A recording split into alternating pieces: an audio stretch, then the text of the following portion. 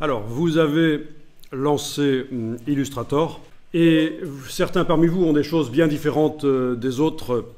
Donc, on va remettre en ordre les choses. Déjà, vous allez pouvoir aller dans le menu Fenêtre, Espace de travail. Fenêtre, espace de travail, est-ce que vous voyez les indispensables? C'est ce qui est coché. Vous demandez ici réinitialiser les indispensables. Et les palettes devraient revenir à peu près comme chez moi.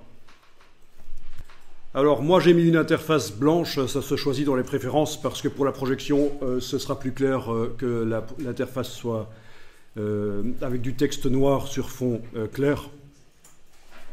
Je vous montre ici, ne le faites pas nécessairement, je vais dans les préférences Illustrator, donc ceux qui sont sur PC c'est menu Édition Préférences, ceux qui sont sur Mac c'est menu Illustrator Préférences.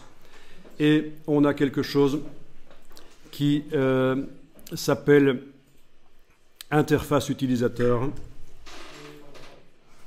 Et là, vous avez le choix de l'interface. Sombre, très sombre, voilà.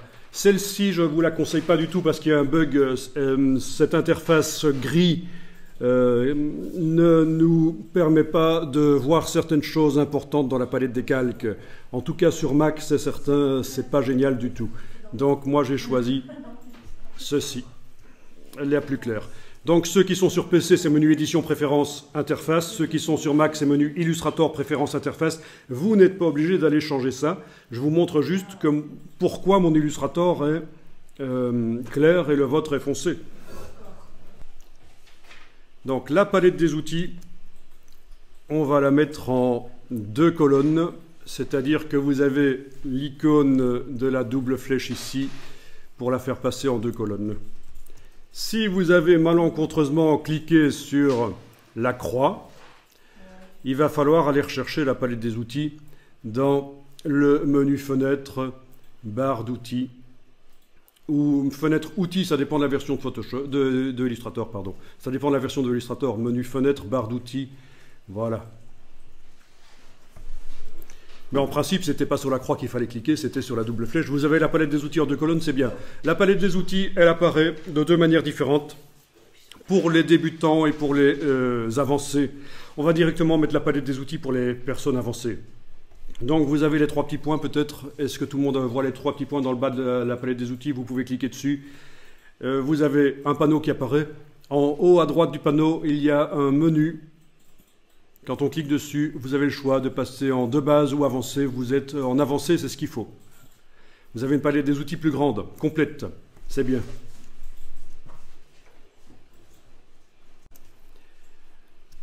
Alors voilà, vous êtes dans Illustrator. Peut-être que certains parmi vous ont ceci, un Illustrator qui ressemble à ça, qui est dans un cadre.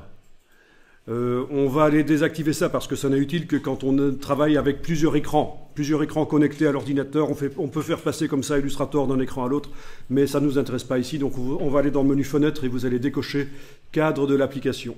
Menu Fenêtre, Cadre de l'application. Voilà, comme ça vous êtes en configuration d'Illustrator pour un seul écran. Vous avez vu? Menu Fenêtre, Cadre de l'application. On a une application flottante qu'on peut faire passer éventuellement sur un autre écran. Menu Fenêtre, on décoche Cadre de l'application. C'est l'application comme elle doit être. Oui, évidemment, sur le Mac, quand on clique à côté des palettes, ça vous fait sortir de... Ça vous amène vers le gestionnaire de fichiers, le Finder. Sauf chez moi, parce que j'ai désactivé ça par un code dans le terminal. Mais... Sinon, c'est bon à savoir. C'est vrai que parmi vous, certains ne connaissent sans doute pas l'utilisation d'un Mac. Bon, voilà. Moi, je peux donner une formation avec des PC aussi, mais il se trouve qu'on est ici sur les Mac. Donc voilà. Pour passer d'une application à l'autre sur un Mac, c'est la touche CMD, la touche commande, vous la gardez enfoncée, vous avez la touche tabulation. Ça vous permet de passer de... Voilà, vous avez ça sur Windows aussi, ce genre de choses pour passer d'une application à l'autre. Commande tabulation permet de passer d'une application à l'autre. Alors voilà, on va faire un nouveau document Illustrator, fichier nouveau. Ah tiens, j'ai la boîte ancienne, oui, parce que j'ai précédemment réglé mon Illustrator pour qu'il montre la boîte ancienne de création de nouveaux documents.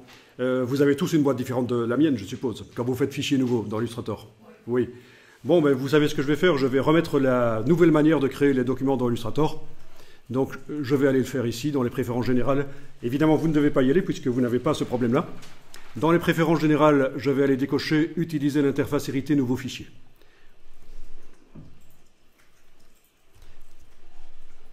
Voilà, quand je fais « Fichier nouveau », j'ai la nouvelle manière de créer des documents Illustrator, une boîte plus grande avec une manière différente de présenter les choses. L'ancienne manière a certains avantages, c'est pour ça que je l'avais mise. J'avais demandé à Illustrator de me montrer l'ancienne manière de faire des nouveaux documents. Mais là, voilà, vous avez comme moi la nouvelle manière. Alors, on va aller créer un document créons un document pour le web. Voilà, comme ça, vous allez déterminer en pixels la dimension que vous voulez pour le document. Donc, vous pouvez choisir par exemple 1024 sur 768. Créer. Et alors, vous voyez que c'est un document de type RVB. Ça vous dit quelque chose, le RVB? La manière de créer les couleurs en infographie par mélange de 3 lumières de base, rouge, vert, bleu. C'est ce qui permet de faire beaucoup de couleurs. Évidemment, pas toutes les couleurs visibles par l'œil humain, mais un bon nombre de couleurs visibles par l'œil humain. L'œil humain on peut les créer dans un document de type RVB. Alors, on va tester. Vous allez faire un premier rectangle sur le plan de travail. Voilà. Donc, le rectangle, en principe, il est arrivé avec un fond blanc et un cadre noir. C'est ce que vous voyez dans la palette des outils. On est d'accord? Bien. Autour du rectangle blanc qui a un cadre noir, c'est de la transparence. C'est de la transparence. Alors, on peut le voir, parce qu'on croirait que c'est du blanc, mais en réalité, autour des éléments Illustrator, c'est de la transparence. Donc, vous allez dans le menu Affichage et vous demandez Afficher le damier de transparence. Affichage, afficher le damier de transparence. Et là, vous voyez, dans les logiciels Adobe, la transparence, c'est symbolisé par un damier comme ça, gris et blanc.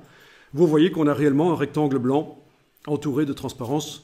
Bon, comme ça fait un peu mal aux yeux, on va enlever ce damier, menu affichage, masquer le damier de transparence. Il est possible de le modifier pour qu'il soit un peu plus agréable visuellement. Ça se fait dans les paramètres fichiers, format de document. On peut aller modifier la taille des carrés de transparence, la couleur pour la transparence. Bon, on ne va pas le faire ici. Alors, on va gérer l'épaisseur du contour. Alors, il est possible que vous ayez déjà la barre contrôle. Chez moi, apparemment, elle n'y est pas.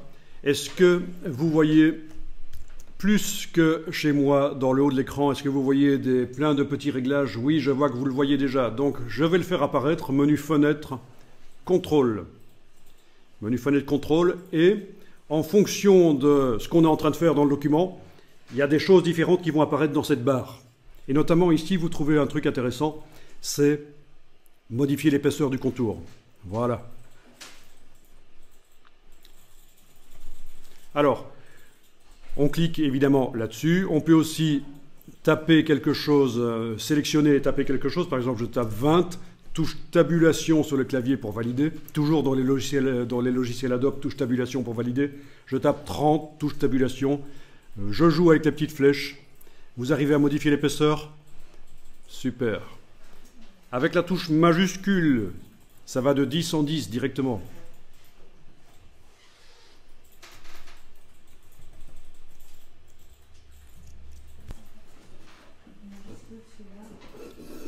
Bon, il vous met ça en point, c'est l'équivalent des pixels. C'est l'équivalent des pixels dans Illustrator ici. Alors voilà, on a la possibilité donc de modifier l'épaisseur du contour. On va modifier la couleur du contour. Vous devez cliquer sur la case ici de premier plan et faire apparaître la case de contour en premier plan, je veux dire. Vous devez faire apparaître la case contour en premier plan en cliquant sur elle. Vous voyez, sinon, si on clique là, c'est le fond. Si on clique là, c'est le contour. Voilà, le contour doit être en avant-plan. Et on va aller chercher la couleur dans la palette nuancier. Donc vous allez faire apparaître les palettes. Toutes les palettes sont dans le menu fenêtre, c'est listé par ordre alphabétique. Donc ça va être nuancier, menu fenêtre, nuancier. Étant donné qu'on a démarré d'un document pour le web, on a des couleurs bien vives dans le nuancier. On a du vert bien vif, du cyan bien vif, enfin du bleu quoi. On a des couleurs bien vives, on est d'accord? Alors ce qu'il est possible, c'est que ça s'affiche sous forme d'une petite icône de ce genre-là. Voilà, regardez ici, vous avez peut-être ça. Voilà, vous cliquez là-dessus. Enfin, vous allez le détacher. Cliquez, glisser. Cliquez, glisser, vous connaissez, enfoncez la souris. Vous le détachez. Vous l'agrandissez avec la double flèche ici, s'il faut. Voilà, vous avez le nuancier. Oui, ça peut arriver que ça s'affiche différemment. Voilà. Alors là, vous allez pouvoir choisir la couleur que vous voulez mettre pour le contour. On va peut-être... oui, on ne va pas agrandir les vignettes ici dans le nuancier. Sinon, on pourra agrandir les vignettes, ça part ici. Affichage par vignette moyenne. Mais ça marche aussi bien par petite vignette pour l'instant. Pas de problème. Vous avez pu choisir donc la couleur que vous voulez. Vous voyez qu'on a des couleurs bien vives. On est dans un document RVB. Et vous allez voir plus tard que quand on est dans un document pour l'impression, on a des couleurs vraiment beaucoup plus ternes. Parce que à l'impression, on ne sait pas imprimer des couleurs vives, aussi vives que ça. En tout cas, pas facilement. Bien, vous allez pouvoir choisir la couleur de fond. Il faut mettre la case de fond en avant-plan. Alors, ceux qui sont habitués à Photoshop vont peut-être avoir l'idée de double-cliquer sur la case et de choisir la couleur comme ça, à la manière Photoshop. Moi, je vous le déconseille dans Illustrator. Il vaut mieux utiliser le nuancier, parce que ça va nous permettre, une fois que vous aurez utilisé une couleur dans une illustration, de modifier la couleur dans le nuancier, et toutes les formes qui utilisent cette couleur dans l'illustration vont changer. Ça, c'est intéressant. Alors que la manière de choisir la couleur en double-cliquant à la manière Photoshop, ça ne marche pas. Ça ne se met pas dans le nuancier tout de suite, il vaut mieux passer par le nuancier, c'est beaucoup plus puissant pour gérer les couleurs. Donc vous allez pouvoir choisir une couleur de fond pour votre document, voilà. Bien sûr, on peut mettre des dégradés, des motifs dedans. On va voir d'ailleurs, c'est une des choses qu'on verra aujourd'hui, comment faire des motifs dans Illustrator et aussi dans Photoshop. Parce que les motifs, c'est quand même important pour amener de l'ambiance, créer du graphisme facilement, du graphisme visuellement riche. Donc c'est intéressant. Alors on va faire apparaître la palette contour. Alors le contour, vous avez pu déjà modifier l'épaisseur du contour, c'est bien, mais il y a beaucoup plus qu'on peut faire sur le contour. Alors vous voyez le mot contour ici qui est surligné comme un hyperlien. Si vous cliquez dessus, c'est le panneau contour qui arrive. D'accord? Avec les options possibles. Mais on peut aller chercher aussi directement, la palette contour dans menu fenêtre, contour. Voilà, vous devriez avoir la palette contour. Alors peut-être qu'elle apparaît aussi chez vous sur le côté d'une manière bizarre, sous forme de petite icône. On va voir.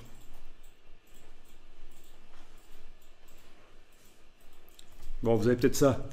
Voilà. Vous avez peut-être ça sur le côté. Il va falloir prendre la palette, l'agrandir. Voilà, voilà. Et alors, si elle apparaît toute petite comme ça, vous pouvez aller dans le menu de la palette contour et demander d'afficher les options. Comme ça, vous voyez tout ce qu'on voyait là au-dessus quand on cliquait sur le mot contour. Alors, ce qui m'intéresse ici, c'est de voir qu'il est possible de mettre le contour de différentes manières ici. Il faut comprendre que c'est du vectoriel. Le carré, là, le rectangle, en fait, c'est une définition mathématique. Alors, vous allez pouvoir l'afficher sans ces couleurs. Vous faites commande Y, CMD, vous enfoncez la touche CMD sur le clavier, vous la gardez enfoncée, vous enfoncez Y. Vous êtes passé en affichage sans couleur. Commande Y à nouveau. Vous passez à l'affichage avec couleur. Donc vous voyez quelle est la construction du rectangle, vous voyez ses limites là. Voilà. Ça correspond à ce qu'on vient de faire à affichage, tracé, affichage, affiché, aperçu. Ok. Affichage, tracé, affichage, aperçu. C'est ce qu'on vient de faire avec le raccourci clavier. CTRL Y sur le PC, commande Y sur le Mac. Et donc, on a la possibilité de mettre le contour à cheval sur le vecteur ou à l'extérieur. Et ça, c'est important quand vous utilisez des illustrations qui viennent du web, vous les vectorisez, vous voulez mettre un contour. C'est important. On mettra plutôt le contour à l'extérieur pour que le dessin de l'illustration reste correct. On va faire juste un test après, on ira chercher sur le web un clip art qu'on va transformer en vecteur. Donc le clip art, il sera sous forme pixel, mais on va en faire des vecteurs avec le moteur de vectorisation de Illustrator, et vous allez voir que ça aura de l'importance, l'alignement du contour. Et alors, on fera aussi des contours sur du texte. Des contours sur du texte, et vous allez voir que dans le cas du texte, c'est aussi important que le contour ne déborde pas sur les lettres, qui se mettent à l'extérieur, c'est mieux. Et il y aura une astuce, parce que ceci ne fonctionnera pas pour du texte. Bien. Alors, je vais vous demander de créer un dossier sur le bureau de l'ordinateur. Donc, je vous rappelle que pour passer vers le Finder, c'est commande tabulation, CMD tab. Ensuite, quand vous êtes dans le Finder sur le Mac, vous pouvez demander, dans le menu Finder ici, vous pouvez demander de masquer les autres. Comme ça, Illustrator derrière ne s'affiche plus. D'accord? Donc, il faut faire commande tabulation jusqu'à ce que vous soyez sur le Finder. Il est inscrit Finder en haut à gauche. C'est le gestionnaire de fichiers du Mac. Au besoin, dans le menu Finder, vous demandez masquer les autres. Comme ça, Illustrator derrière n'apparaît plus. Voilà, vous avez fait un nouveau dossier sur le bureau de l'ordinateur. Vous allez enregistrer le document ici dedans. Fichier enregistré sous. Et on va appeler ça Introduction à AI, Adobe Illustrator. Voilà.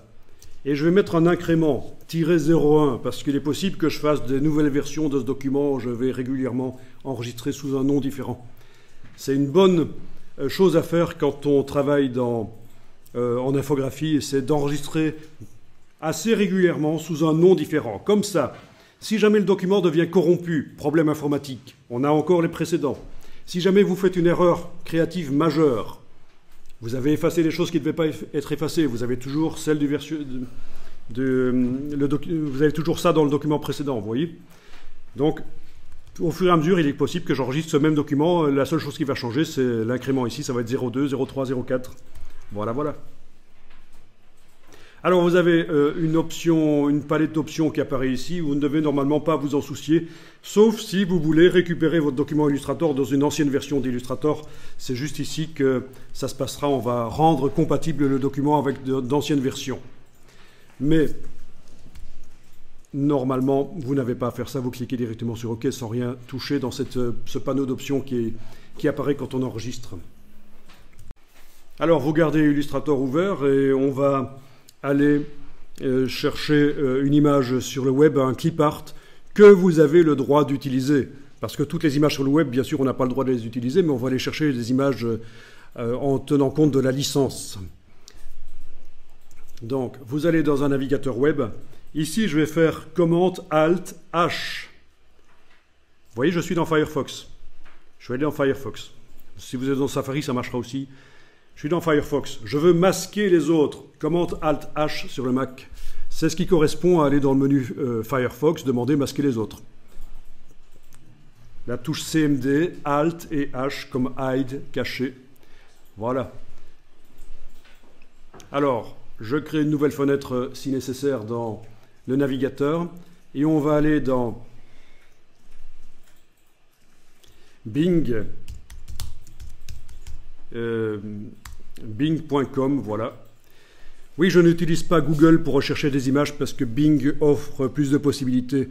Depuis que Google a eu un procès de la part d'une banque d'images qui s'appelle Getty Images et qui leur a demandé de ne pas rendre aussi facilement accessibles les images haute définition, Google a retiré un bouton qui permet d'afficher les images en haute définition. Et donc, c'est pour ça que je vais par Bing, et c'est à peu près le même fonctionnement que Google. mais j'ai plus de chances d'arriver à afficher des images haute définition. Ceci dit, nous ici, on va juste aller chercher une silhouette de quelque chose et la vectoriser. Donc le nombre de pixels que dans l'image originale n'a pas d'importance. Alors, vous allez taper le nom de quelque chose en anglais pour bien faire. Là, je vais taper cat par exemple. Voilà. Et on va aller chercher les images. Donc vous allez dans la partie images de Bing. Ils sont vraiment jolis. Et en plus, avec une bonne sauce, c'est délicieux. On peut faire passer ça pour un lapin. C'est l'économie. C'est important, l'économie. Bon, excusez-moi, c'est mon humour noir. Alors, vous avez des images. On va demander de filtrer. Est-ce que vous voyez la même chose que moi ou vous avez plus en dessous de cette ligne? Vous avez peut-être plus. Bon, ben alors vous cliquez sur le mot filtre. Voilà. Et alors on va demander type d'image. Bien sûr, on peut démarrer de photos et les transformer en vecteurs dans Illustrator, mais c'est une démarche où on obtient davantage une illustration avec plein de nuances, plein de couleurs. Ici, je vais aller demander des images clipart. Images clipart, voilà. Ensuite, je vais aller demander couleur noire. Ok. Alors. Et ça ne marche pas bien parce qu'il me met quasiment que des photos. Ainsi, à certains moments, plus bas, je commence à voir des silhouettes de chats, quand même. Est-ce que vous voyez des silhouettes comme ça, en noir sur fond blanc? Vous en voyez de temps en temps? Je ne sais pas si vous avez choisi des chats aussi, vous n'étiez pas obligé, en fait, vous pouviez prendre autre chose. Hein. J'ai oublié de vous le dire, mais vous pouviez prendre autre chose, bien sûr. Ce que vous voulez, des aspirateurs, n'importe quoi. Mais il vaut toujours mieux taper en anglais parce que le web, c'est principalement de l'anglais quand même. Bon, voilà.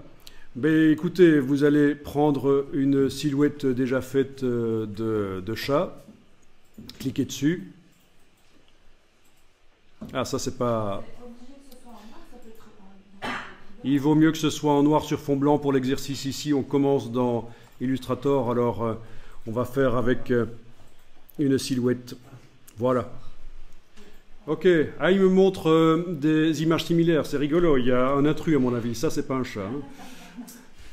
Mais avec une bonne sauce, c'est bon aussi. Ok. Alors, menu plus, vous demandez afficher l'image. Voilà. Alors, il s'agit d'une image chez moi. Je ne sais pas chez vous, mais en tout cas, elle a certainement très très peu de pixels. Mais c'est pas grave parce qu'on va la transformer en vecteur. Justement, c'est ça qui est intéressant. Vous allez faire un clic droit sur l'image et demander « Enregistrer l'image sous ». Et vous l'enregistrez dans le dossier d'aujourd'hui. Voilà. Donc, les images sur le web. Quels sont les formats d'images qu'on trouve sur le web? Vous devez savoir ça quand même. JPEG ou PNG. Il y a encore deux types d'images qu'on trouve sur le web qui servent à faire des sites web. PDF? Oui, non, c'est pas vraiment un type d'image. Le GIF, voilà. Voilà, donc on a JPEG, c'est du pixel compressé. On a PNG, c'est du pixel. Alors il y a deux types de PNG. Le PNG 8, qui est en 256 couleurs, et le PNG 24, qui est en millions de couleurs. C'est nickel, c'est ce qu'il y a de mieux. On a le GIF, qui lui est en 216 couleurs et qui est parfois animé. Et le dernier type de format qu'on trouve sur le web, c'est le SVG. C'est-à-dire, c'est du vectoriel, des images vectorielles qui servent à faire des sites web, des interfaces, des applications. Alors, vous avez un format PNG ou JPEG. Voilà, il faut du JPEG ou du PNG pour ce qu'on va faire ici, c'est bien. Alors, vous allez dans Illustrator, vous retournez dans Illustrator. Alors voilà, On a une image pixel dans notre dossier maintenant. Illustrator, ça traite des vecteurs. Il ne faut certainement pas faire fichier ouvrir. Mais on va faire l'erreur, comme ça vous allez voir quel est le problème. D'abord, regardez. On a dans notre nuancier, on a des nuances. Si vous allez chercher la palette des formes, menu fenêtre, forme, menu fenêtre, forme, vous avez des formes, menu fenêtre, oui, dégradé de couleur. Tout le monde n'a pas la palette dégradée, en fait. Menu fenêtre, symbole. En fait, ce que je veux vous montrer, c'est que actuellement, dans toutes les palettes de Illustrator, il y a des choses qui s'y trouvent. C'est rempli. Eh bien, le problème, c'est que si vous faites fichier ouvrir pour amener l'image pixel dans Illustrator, vous allez avoir un document qui va être complètement vide, pas de couleur, pas de forme, pas de symbole, rien du tout.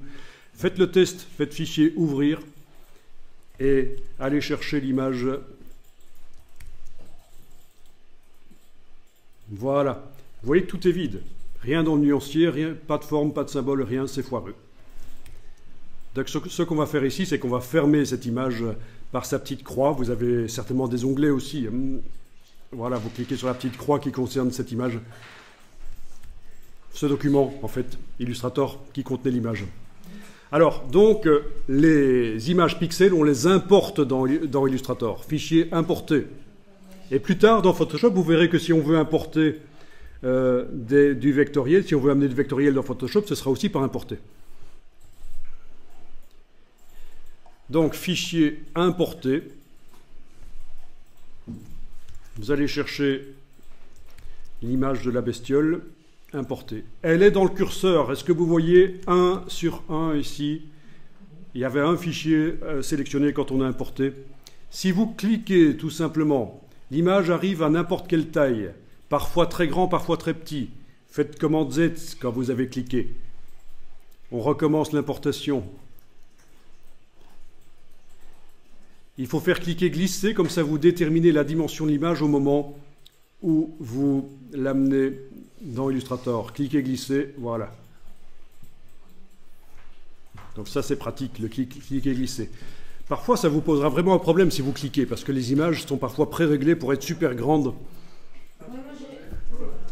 Alors quelque chose que j'ai oublié de vous dire, c'est comment on navigue dans Illustrator. Donc vous avez la touche Alt et la roulette de la souris. Vous arrivez à faire un zoom avant-arrière avec Alt roulette? Ok, super qu'on vous a mis des nouvelles souris, parce que quand la roulette ne marche pas, c'est pas génial. Mais c'est des nouvelles souris. Alt roulette. Sinon, il y a des raccourcis. Quand la roulette de la souris n'existe pas ou ne marche pas, il y a des raccourcis qui existent pour zoomer en avant, en arrière. Une fois que vous avez zoomé en arrière, ça va être plus facile d'amener le chat, enfin votre image à la bonne dimension sur votre plan de travail là. Voilà. Sinon, les autres manières de faire pour manipuler, pour naviguer dans un document. Si vous êtes en zoom avant,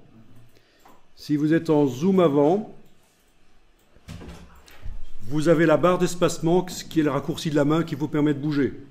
La barre d'espacement. Si vous êtes totalement paumé, vous ne savez plus où est votre document, vous pouvez double-cliquer sur l'icône de la main dans la palette des outils. Voilà, ça vous le ramène en grand sur l'écran. Alors voilà, on a une image. Vous avez des diagonales sur l'image?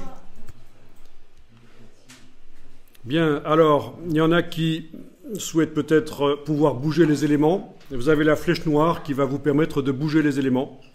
Flèche noire, vous cliquez sur votre carré que vous avez fait tout à l'heure, vous arrivez à cliquer et le bouger.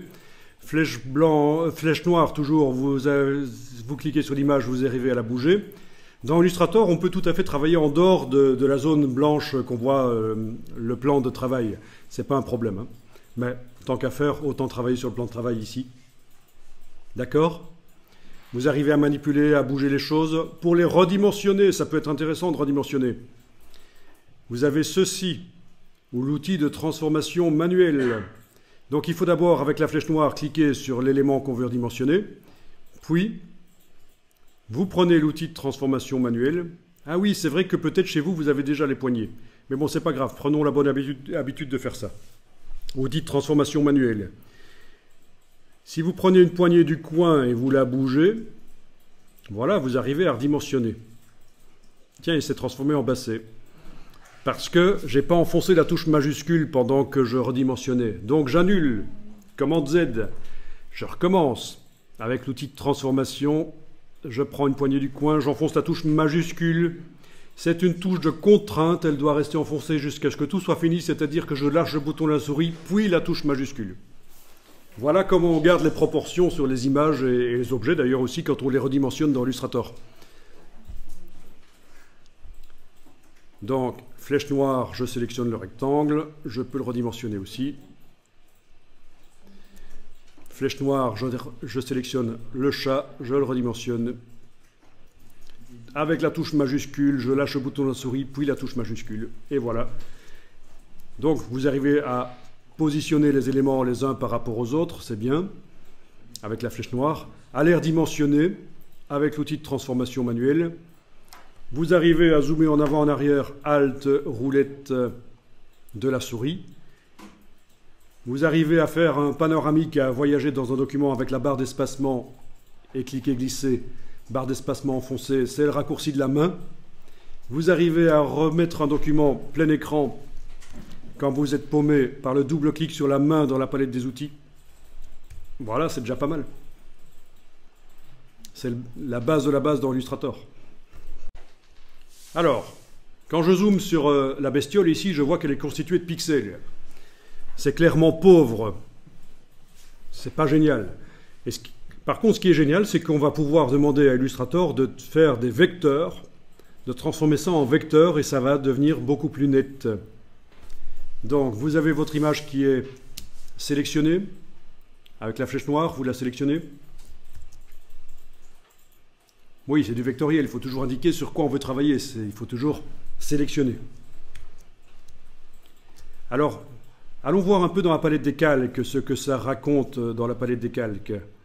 Les calques, c'est des niveaux de construction, c'est comme dans Photoshop, hein, des niveaux de construction pour arriver à faire des illustrations complexes en mettant sur différents niveaux les éléments. Comme ça, on y accède plus facilement pour les manipuler, les bouger. Alors, allez dans le menu Fenêtre Calque. Fenêtre Calque. Voilà, vous avez la palette des calques. D'une manière ou d'une autre, vous devez la voir. Vous allez déployer le contenu du calque. La petite flèche ici, vous voyez le contenu du calque. Et vous voyez qu'on a un fichier, une image en fait, et un rectangle.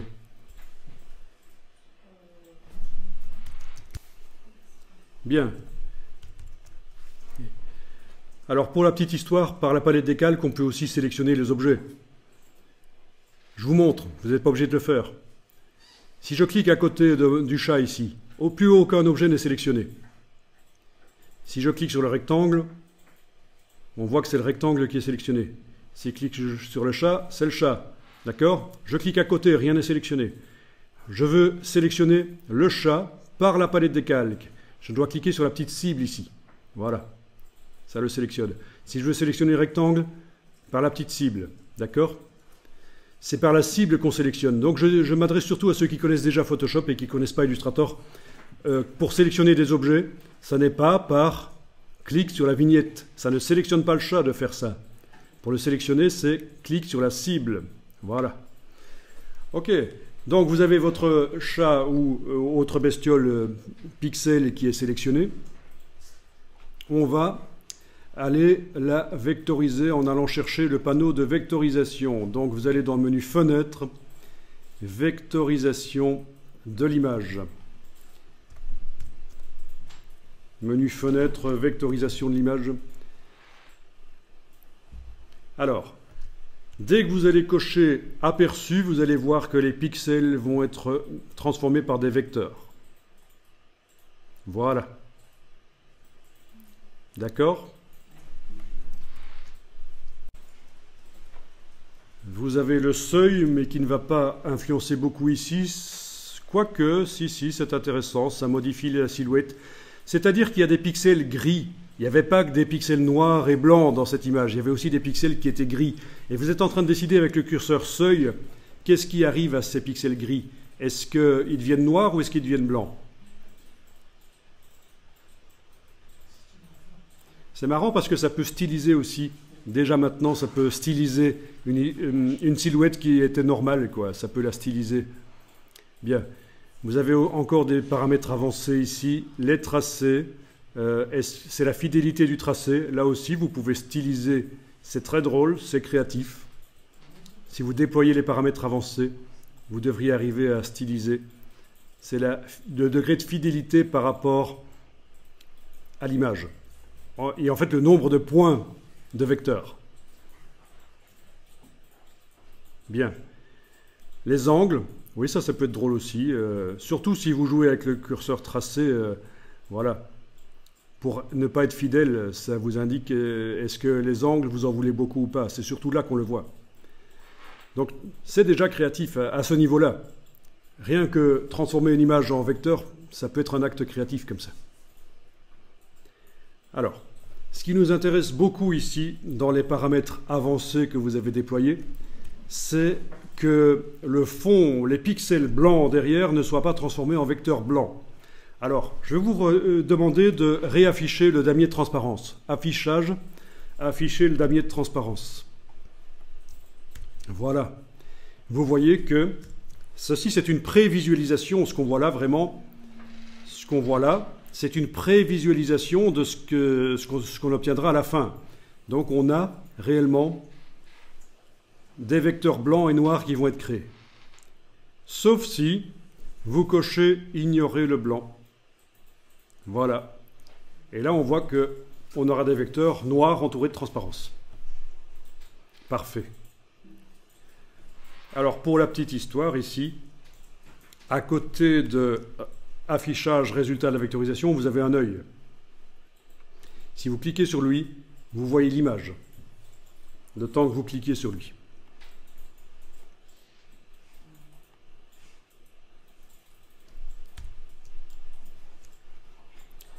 Alors, qu'est-ce qu'on a dans la palette des calques?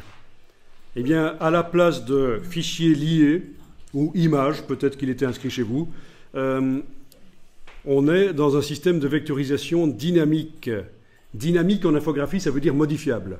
Ça veut dire qu'on va pouvoir, autant qu'on veut par la suite, revenir dans la boîte, modifier le seuil, les tracés, les angles, tant qu'il est inscrit vectorisation d'image. Là, on peut continuer le travail et amener d'autres images, faire des dessins dans Illustrator et continuer comme ça. Mais si on veut aller plus loin avec ce chat, il faut pouvoir lui mettre des contours, pouvoir lui mettre plein de choses, modifier plein de choses. Il va falloir finaliser la vectorisation. Alors vous allez dans le menu Objet, Vectorisation, Décomposer. Objet, Vectorisation, Décomposer. Et là, il n'est plus indiqué vectorisation de l'image dans la palette des calques. C'est un groupe qui contient un seul tracé dans ce cas-ci, parce que c'était un animal assez simple. Un seul tracé. Si j'avais eu une image avec plein de petites choses noires séparées par du blanc, il m'aurait fait plusieurs objets, bien sûr. Mais là, il n'y en a qu'un seul. Et vous voyez les vecteurs? Les points bleus, là? Donc, des vecteurs, la description mathématique, vraiment, de cette forme, avec des courbes de Bézier. On appelle ça des courbes de Bézier, inventées par Pierre Bézier, qui était ingénieur automobile et qui a inventé un système pour décrire des courbes avec très peu de points. Là, j'enregistre, je fais fichier enregistrer sous et je vous demande de le faire aussi et indiquer que c'est la version 02 de ce document. Alors, vous avez peut-être une version d'Illustrator un peu différente de la mienne. En fait, je n'ai pas pris la toute dernière. J'ai les deux versions qui cohabitent ici, la 2020 et la 2019, et je suis dans la 2019.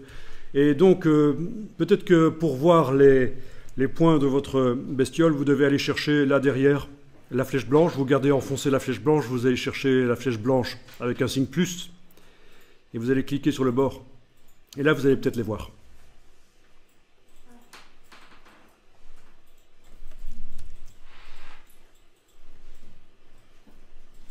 Ok. On verra à quoi ça sert cette flèche blanche plus. En fait, je peux déjà vous le dire, c'est quand on veut sélectionner la totalité d'un objet qui fait partie d'un groupe. Et groupe dans lequel il pourrait y avoir d'autres objets. Ok. Alors ici, vous pouvez aller dans le menu affichage et masquer le damier transparence. Ça va nous reposer les yeux. Bien. Donc, ce chat peut être sélectionné. On voit les points de construction qui apparaissent d'une manière ou d'une autre. Si vous n'y arrivez pas avec la flèche noire, vous essayez avec la flèche blanche plus. Et on peut aller gérer son contour et son fond. On va par exemple modifier son fond. On a bien la case de fond qui est en avant-plan dans la palette des outils. Vous allez pouvoir choisir une couleur si vous voulez. Voilà.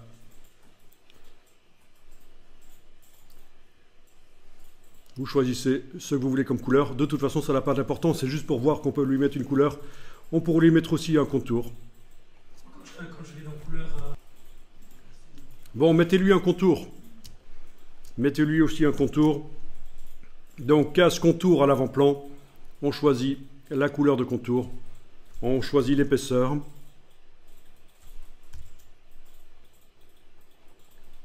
Et alors, vous voyez le problème ? C'est que si vous mettez un contour assez épais, ça déborde à l'intérieur. Là, et la silhouette du chat, ça ressemble plus à rien, quoi. Donc, c'est pour ça qu'il faut mettre le contour à l'extérieur. C'est ce qu'on va faire ici. Contour, ou alors menu fenêtre contour pour avoir la vraie palette. Vous choisissez de le mettre à l'extérieur. Voilà.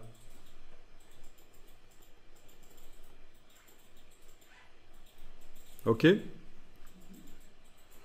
Donc c'est important de respecter le dessin et c'est cette option-là qui va le permettre, le contour aligné sur l'extérieur.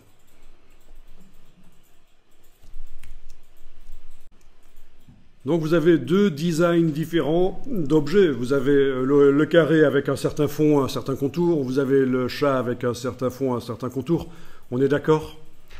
Alors ce qu'on va faire ici, c'est qu'on va stocker ça en tant que style graphique dans la palette des styles graphiques. Comme ça, on pourra les réutiliser sur n'importe quel autre objet.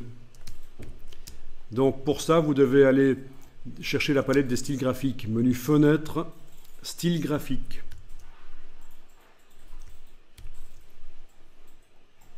Donc il y a déjà quelques styles graphiques qui existent dans le document ici. Vous sélectionnez l'objet. Vous cliquez sur le bloc de feuilles dans le bas de la palette style graphique et le style se crée.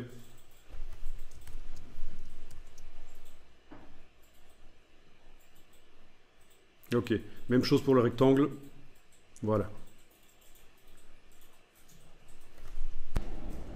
Est-ce que ça a marché chez vous? Moi j'ai un souci, je sais pas pourquoi. Alors, je résume. J'ai sélectionné avec la flèche noire le chat.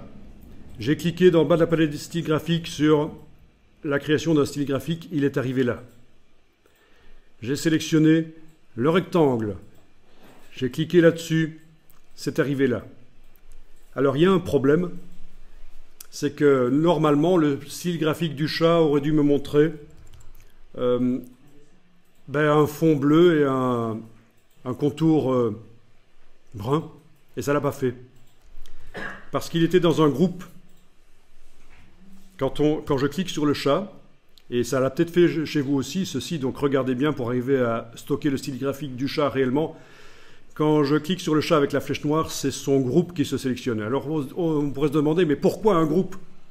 En fait, c'est la vectorisation. Quand on finalise la vectorisation, on appelle ça décomposer la vectorisation, ça crée toujours un groupe d'office. Alors voilà, je vais devoir ouvrir le groupe, sélectionner réellement le chat, par la petite cible ici, le tracé du chat. Cliquez sur le bloc de feuilles et là j'ai réellement le style qui s'est stocké. Alors le problème que tu as, c'est que tu n'arrives plus à activer le chat, tu es coincé sur le... Non, tu n'arrives plus à activer le rectangle, tu n'es que sur le chat. Pourquoi? Parce qu'il y a une fonction dans Illustrator, quand on double-clique avec la flèche noire sur un objet, les autres objets se verrouillent. Ils deviennent d'ailleurs un peu fades. C'est ce qu'on appelle le mode isolation. Et ça, c'est pratique. On double-clique sur un objet, on peut modifier l'objet sans aller par erreur enclencher la modification sur d'autres objets. Vous avez ici un fil d'Ariane au-dessus quand vous êtes en mode isolation. On clique une fois sur la flèche, une seconde fois, on arrive à modifier à nouveau tous les objets. Donc c'est le double-clic sur un objet. Ça le fait passer en mode isolation. Alors, moi je vous conseille de désactiver cette fonction de double-clic, on va les faire tous. Donc ceux qui sont sur PC, menu édition, préférence générale. Ceux qui sont sur Mac, menu Illustrator, préférence générale. Et vous allez décocher ceci.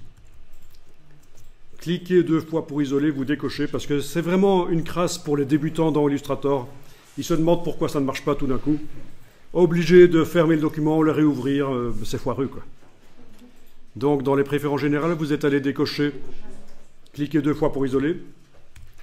Et du coup, si vous voulez isoler un élément, ce qui n'est pas vraiment nécessaire pour ce travail, mais quand on a plein d'objets au même endroit qui se superposent, ça peut être intéressant, il faut faire un clic droit et demander « Isoler ».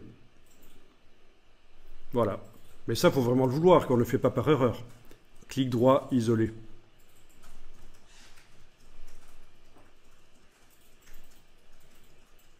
D'accord.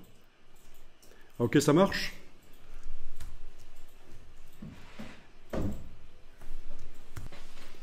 Alors, vous avez vos styles graphiques qui ont été stockés dans la palette style graphique. D'accord?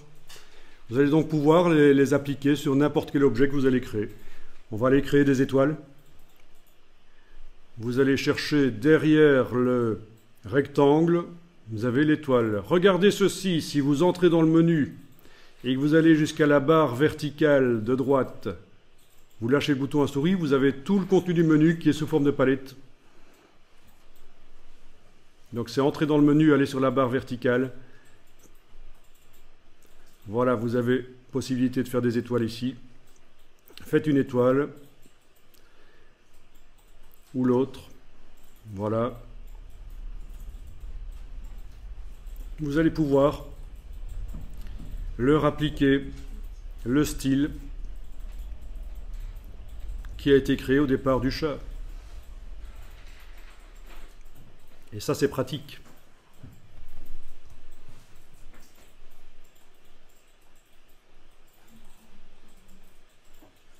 D'accord?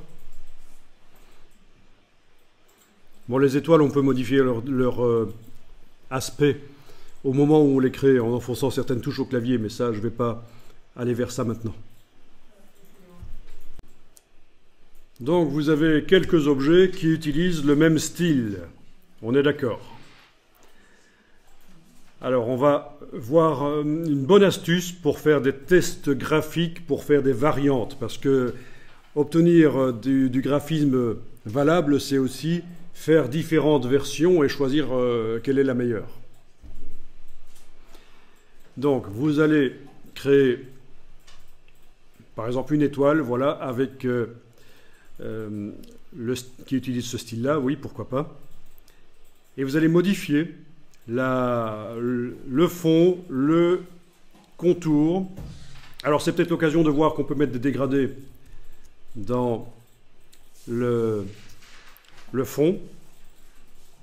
Vous allez, en ayant votre nouvelle étoile, la sélectionner, vous allez mettre le fond en avant-plan et on va aller chercher des dégradés dans la palette nuancier. Donc, menu fenêtre nuancier. Alors, le nuancier, vous pouvez afficher des grandes vignettes par le menu ici de la palette nuancier et demander affichage par vignette grande. Voilà. D'accord? menu de la palette nuancier, affichage par grande vignette. On va aller chercher des bibliothèques de dégradés. En bas à gauche, vous avez une bibliothèque. Vous voyez, cette icône-là, ça représente des livres. C'est la bibliothèque. Vous allez jusque dégradés dans le menu qui apparaît quand vous cliquez là. Et vous allez chercher les dégradés qui vous plaisent. On peut commencer par dégradé bois, par exemple. Voilà. Alors, une nouvelle palette s'ouvre. Et dès que vous cliquez sur un des dégradés qui sont là, ça arrive dans le fond et ça s'ajoute au nuancier du document d'office. Alors, les vignettes, là aussi, peuvent être agrandies par le menu affichage par grande vignette. Alors, vous avez vu qu'il y avait plein de bibliothèques de dégradés. On y avait accès par le bas du nuancier, dégradé. Tout le sous-menu ici, c'est plein de bibliothèques de dégradés. Vous pouvez y accéder directement avec les flèches ici en bas. Voilà. Vous pouvez tester plusieurs dégradés. Alors bien sûr, les dégradés dans Illustrator, on peut les faire soi-même, mais démarrer de dégradés existants comme ça, c'est pas mal.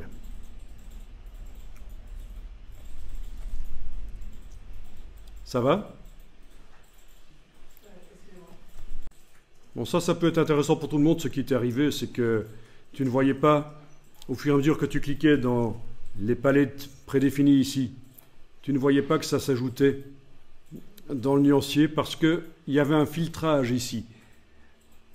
Il était indiqué que tu ne voyais que les motifs. Voilà, que les motifs. Et donc j'ai demandé d'afficher toutes les nuances là dans le menu et finalement ça allait. Voilà.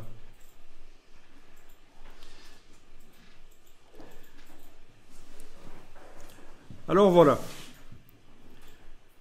Le dégradé est linéaire. On peut avoir un dégradé radial si on veut.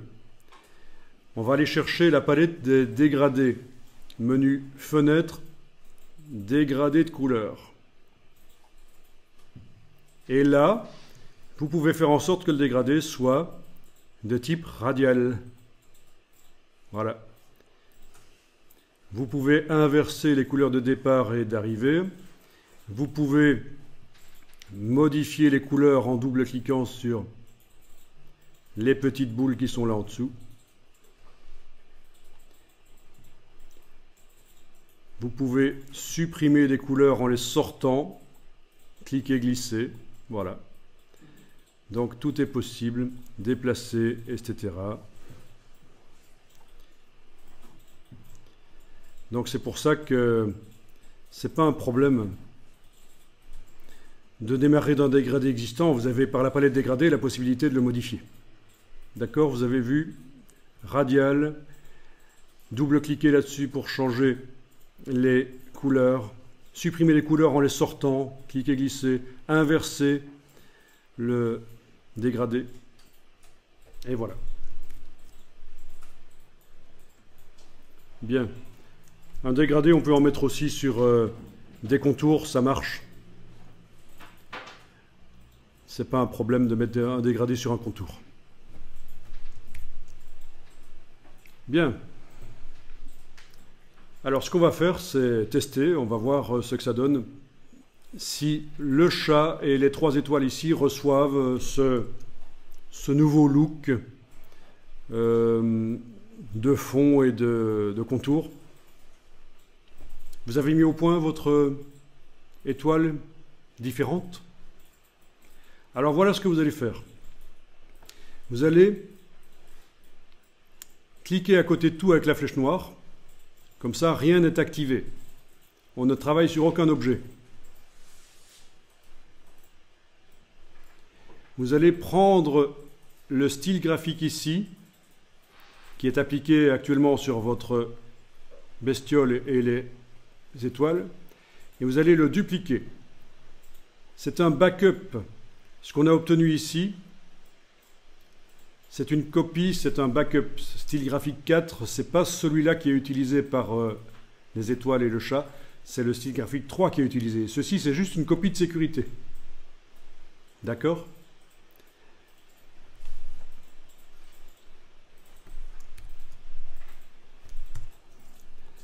Dans le menu fenêtre, vous allez chercher la palette aspect, menu fenêtre aspect. Mais en fait, elle était déjà à côté de la palette style graphique. Voilà.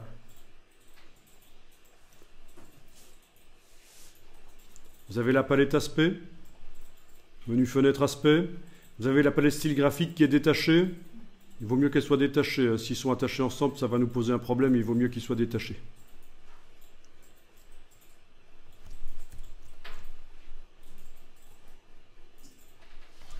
Voilà. Ce que vous allez faire, c'est prendre, pendant que votre objet là est activé avec la flèche noire, votre objet avec votre nouveau look, vous allez prendre la petite carré qui est en haut à gauche de la palette aspect et le déplacer dans la palette style graphique. Alors regardez, j'ai pas encore lâché le bouton à souris, il demande de l'insérer quelque part. Mais avant de lâcher le bouton à souris, je vais enfoncer la touche Alt et à ce moment-là, je vais pouvoir dire que je remplace ce style-là par le nouveau. Je lâche le bouton à souris, je lâche la touche Alt et voilà, j'ai pu tester ce que donne ce nouveau style graphique sur tous mes objets. Donc ça, c'est une bonne astuce. Je répète le processus pour ceux qui seraient un peu perdus. Donc je répète, je fais n'importe quelle forme. Ce n'est pas nécessairement bien sûr une étoile, je vais ici faire un polygone, peu importe. Je mets au point le design sur ce polygone, c'est-à-dire que je choisis le fond. Je vais modifier le fond. Dans le bas à gauche, dans le nuancier, je vais chercher les dégradés. Une palette s'ouvre.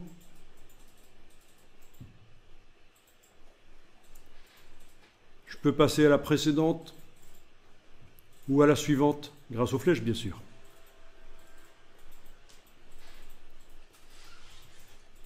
Je teste. Qu'est-ce que ça donne? Voilà, je me dis celui-là c'est bien. Par la palette dégradée, je peux modifier l'application radiale,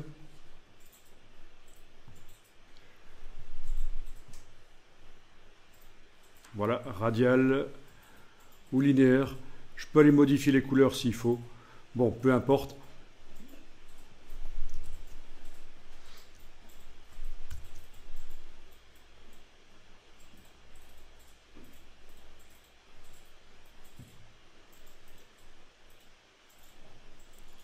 Modifier le contour, lui mettre un dégradé aussi s'il faut, peu importe.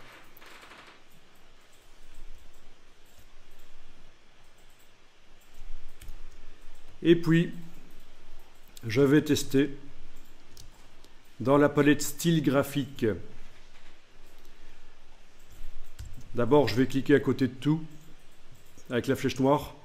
Dans la palette style graphique, mes objets utilisent actuellement ce style-là. Pour ne pas le perdre, je vais le dupliquer. Je l'amène sur bloc de feuilles. Il est là, la copie. Là, j'ai juste pas suivi. On n'est pas obligé de faire ça, mais au moins on a une copie. Si jamais voilà, on doit réessayer par la suite, on a une copie. Alors, ok. Je sélectionne l'objet que j'ai mis au point. Dans la palette aspect, je vois en haut à gauche ce style graphique-là. Je le déplace avec la touche Alt enfoncée. Je remplace le style graphique utilisé actuellement par le chat et les 3 étoiles. Et voilà. Donc, sélection de plusieurs objets avec la flèche noire. Soit on fait clic, majuscule clic, majuscule clic, majuscule clic pour ajouter soit on englobe une partie de ces objets avec la flèche noire en faisant un clic et glisser, et voilà. Et donc on a les styles graphiques et on peut passer de l'un à l'autre. Bon, vous voyez qu'il y a un petit problème ici, c'est que sur le chat, le dégradé reste. Je vais devoir aller le sélectionner spécifiquement et lui enlever par la palette des outils son dégradé. Sa couleur de fond et sa couleur de contour devraient suffire. Alors, voilà. Voilà, avec la diagonale en fait. Avec la diagonale. À mon avis, c'est parce qu'il est dans un groupe. Le problème vient de là. Le problème vient du fait qu'il est dans un groupe. On va supprimer toute notion de groupe pour cet objet. On va le sortir de son groupe. Ça va... Parce qu'en fait, les couleurs qu'on met peuvent se mettre soit sur l'objet à l'intérieur du groupe, soit sur le groupe, ou parfois sur les deux, et ça entre en conflit. Donc par la palette des calques,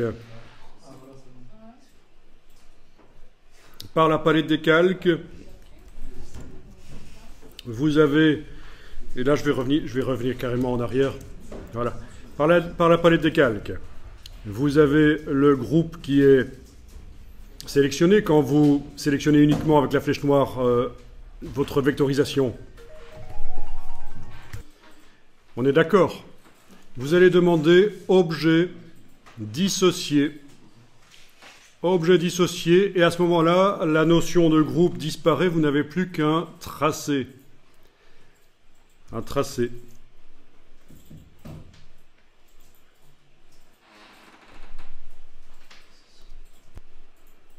À partir de là, je recommence la sélection sur tous mes objets. Je teste celui-là, celui-là, celui-là. Ça marche. Donc le problème venait du groupe en fait. C'est un des gros problèmes dans Illustrator, c'est qu'il faut vraiment arriver à gérer ça. Le fait qu'un groupe peut recevoir de la couleur, des dégradés, et tous les objets à l'intérieur du groupe reçoivent ça. Et ça entre en conflit avec les couleurs qu'on met au niveau même des objets. Vous voyez, il y a un conflit au niveau de la hiérarchie. Mais donc voilà, en ayant sélectionné le groupe dans la palette des calques, avec la petite cible, en ayant demandé objet dissocié, on n'a plus qu'un tracé, et maintenant quand je passe de l'un à l'autre pour tester mes différents styles, ça fonctionne. Et on a un style qui pose un problème, c'est celui qui est créé évidemment au départ du carré, puisque lui, le contour est à cheval sur le bord, et ça modifie ma silhouette, ça fait des choses vraiment bizarres, c'est pas bon donc. Hein. Les trois bons styles sont ceux qu'on a générés quand on travaillait sur le chat.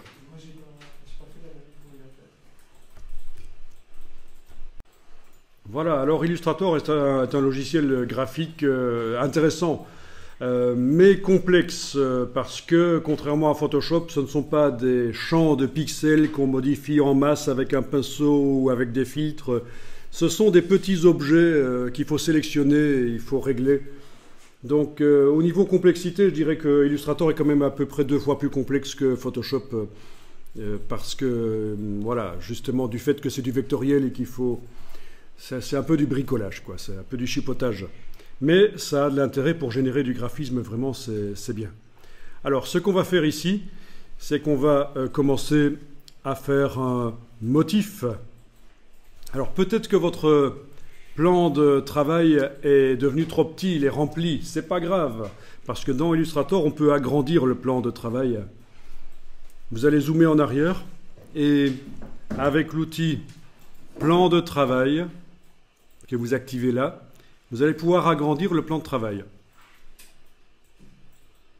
C'est pas grave parce que de toute façon, ce qu'on fait dans Illustrator, on le finalise souvent dans un autre logiciel. Quand c'est pour de la mise en page, on importe ce qu'on a fait dans la mise en page dans InDesign. Quand c'est pour autre chose, on exporte les images en PNG avec transparence et on les utilise pour du web, pour plein de choses. Voilà, donc ne vous inquiétez pas, le plan de travail peut être agrandi sans problème. Ce n'est qu'un outil dans Illustrator, le plan de travail. Donc vous devez activer l'outil plan de travail, et pendant ce temps-là, il y a des poignées qui apparaissent. Alors attention, ne faites pas n'importe quoi, parce que si vous faites par exemple un truc comme ça, vous avez fait un deuxième plan de travail avec l'outil plan de travail. touche suppression. Donc il faut vraiment jouer avec les poignées du plan de travail existant. Oui, on peut avoir plusieurs plans de travail dans Illustrator. C'est pratique ça quand même pour sectionner. Oui, notamment c'est utilisé pour faire des designs de sites web. Voilà. Parce qu'on peut demander en plus que certains éléments se reportent automatiquement sur tous les plans de travail, comme dans un site web ou une interface d'application.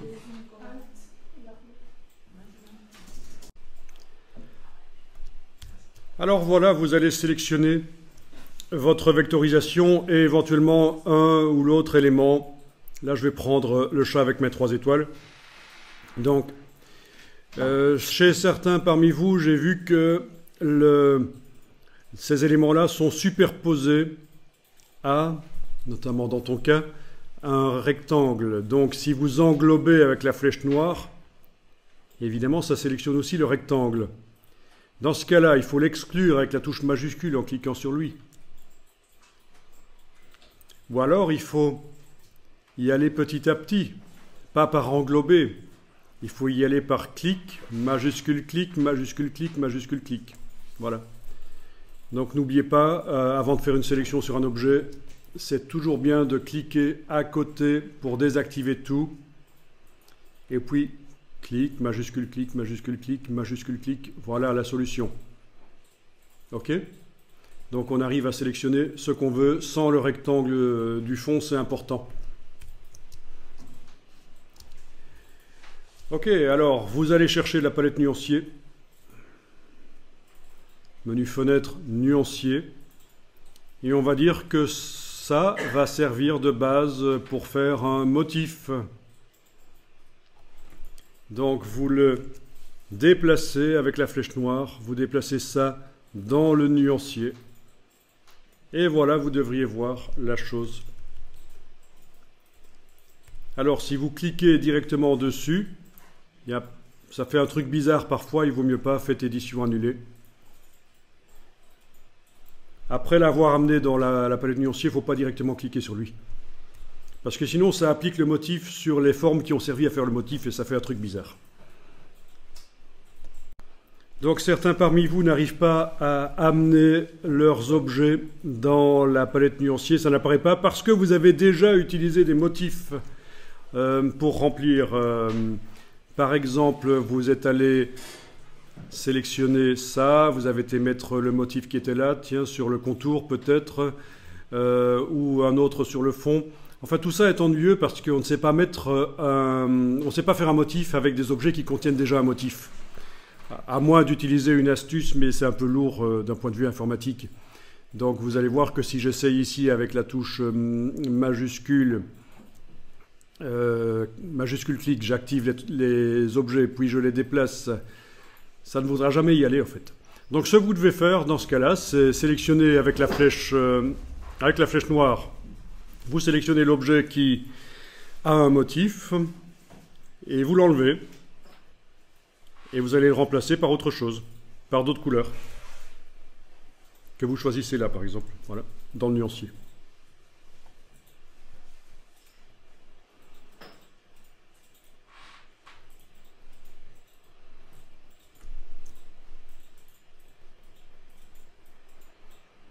Voilà. Et là, vous arriverez à mettre... Donc les dégradés, ça passe pour faire des motifs, mais les motifs, non.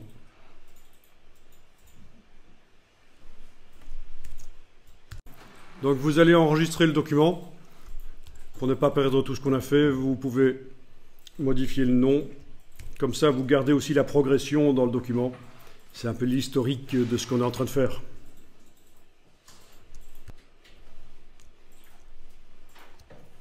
Bien, alors vous allez cliquer à côté de tout, rien n'est sélectionné, avec la flèche noire, et vous allez double-cliquer sur le motif que vous avez créé. Et vous devriez arriver dans l'éditeur de motifs. Ah oui.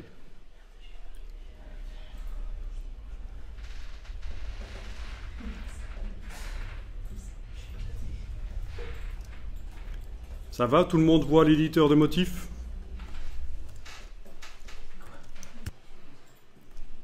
Alors, vous voyez votre motif répété 3 fois en hauteur, 3 fois en largeur. Ok, c'est peut-être différent chez vous. Ça dépend de ce qui est indiqué ici dans copie. En réalité, ce n'est utile que pour prévisualiser le motif, à quoi il va ressembler. Ça n'influence pas sur le nombre de répétitions qui apparaîtront quand on va l'utiliser sur des objets, ce motif. C'est juste une prévisualisation. Alors, vous avez un rectangle bleu qui englobe vos vecteurs originaux et ça va permettre de gérer l'espacement entre les répétitions. Vous allez activer ceci dans les options de motif. Si vous avez fermé par erreur la palette, vous allez dans menu fenêtre, options de motif, vous allez le retrouver. Donc vous activez ça. Du coup, il y a des poignées qui apparaissent sur le rectangle et vous allez pouvoir les bouger et vous voyez que ça gère l'espacement entre les répétitions. Vous avez la manière dont le motif est répété. Pour l'instant, c'est grille. Vous pouvez choisir brique par rangée, par colonne, hexagone par colonne, enfin vous voyez. Et le principe reste le même. Tant que vous avez l'icône en haut à gauche enclenchée, vous avez les poignées, vous pouvez gérer l'espacement entre les répétitions. Il peut même y avoir des superpositions à un certain moment. Si vous faites l'hexagone tout petit, ça se superpose forcément. Et quand ça se superpose, il faut décider comment ça se superpose. Le chevauchement, c'est ici. D'accord ? C'est les icônes là qui décident qu'est-ce qui chevauche.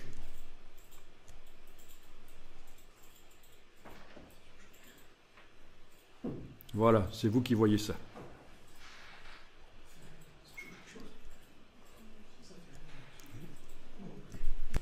Et évidemment, si les choses ne se chevauchent pas parce que votre hexagone, vous ne l'avez pas rétréci, ceci ne va rien faire.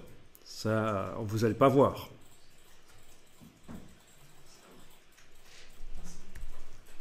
Bon ben voilà, ça c'est intéressant.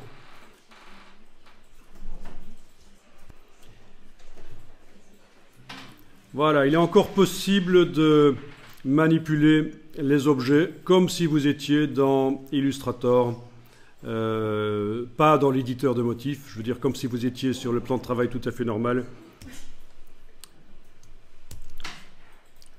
Là, je fais commande Z parce que j'ai fait une erreur avec l'hexagone. Ok. Donc, si vous regardez, vous pouvez encore aller manipuler, sélectionner les objets, les bouger. Voilà. Les rétrécir, agrandir avec l'outil de transformation manuelle, modifier leur couleur de fond, etc. Donc tout est possible.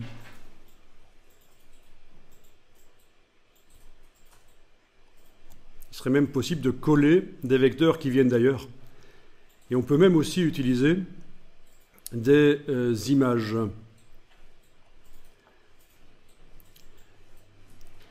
On va tester avec des images d'ailleurs. Ça se duplique automatiquement.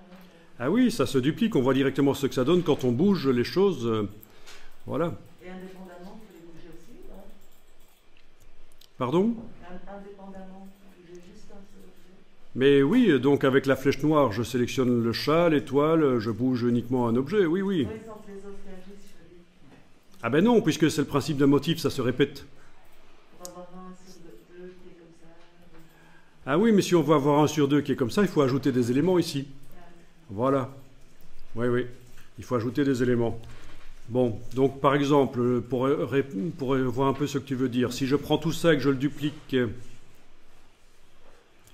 et que je prends mon hexagone là, et que j'englobe, voilà, je vais peut-être pouvoir aller dire qu'un des chats a une couleur différente, sa couleur de fond. Ah oui, sa couleur de fond. Il faut que j'arrive à sélectionner avec la flèche blanche plus, parce que si, il se trouve que depuis que c'est arrivé dans l'éditeur de motifs, les contours sont des formes à part entière, ce ne sont plus vraiment des contours.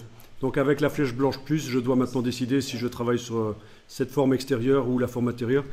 Alors voyons un peu dans le nuancier, dans le nuancier. Je mets cette couleur-là, voilà. C'est ce que tu voulais, 1 sur 2 différents. Voilà, ben c'est ça, il faut arriver à dupliquer l'entièreté, englober avec l'hexagone, et voilà. Je peux même faire un effet miroir, sélectionner ça, et demander objet, transformation, miroir. Miroir vertical, OK. Et voilà, il y en a un des deux qui regarde dans l'autre sens. Voilà. Vous pouvez faire des tests, c'est très intéressant, ces histoires de motifs, c'est très sympa. Ça peut vraiment servir à mettre une ambiance graphique. Voilà, voilà.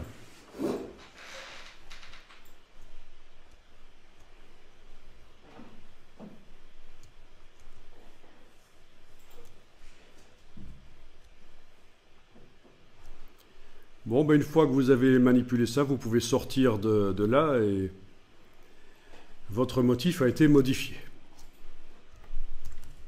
C'est différent de tout à l'heure, donc. Hein.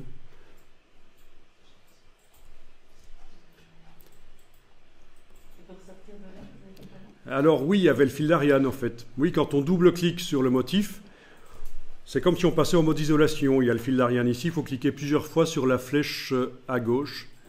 Voilà. Voilà, c'est l'éditeur de motifs. Bon, ben ce serait bien de faire une forme qui va contenir ce motif. Donc vous pourriez faire n'importe quelle forme. Tiens, je vais faire un cercle parfait avec l'outil ellipse en enfonçant la touche majuscule pendant que je le crée. Voilà, ça utilise le motif qui est là. Vous voyez ? Ah tiens, sur le contour aussi, c'est pas bien. Uniquement sur le fond, c'est mieux. Donc voilà, vous aviez les motifs proposés par Illustrator. Il y en a plein dans la bibliothèque aussi en bas, des motifs.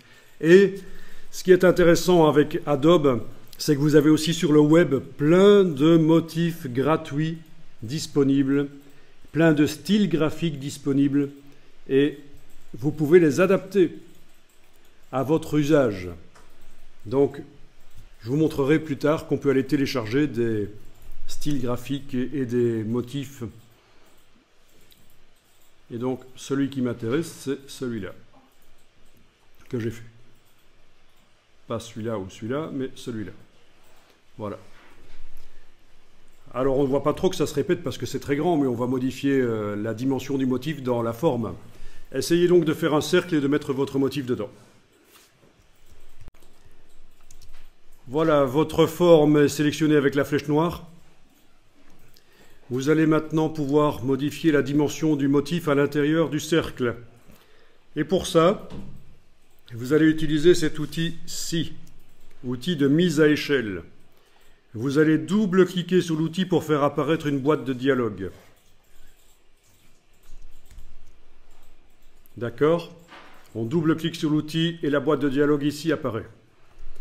Et dans la boîte de dialogue, vous allez décocher transformation d'objet et transformation de motif doit être coché. Ça veut dire que les réglages qu'on va faire ici vont agir sur le motif, mais pas sur l'objet. On ne veut pas modifier la dimension de l'objet cercle ici, c'est juste le motif à l'intérieur qu'on veut modifier. Vous tapez à la place de 100%, vous tapez par exemple 50%, touche tabulation sur le clavier pour valider. Et voilà, vous avez le motif à 50%. 25, vous l'avez à 25%, etc. 33, voilà, etc.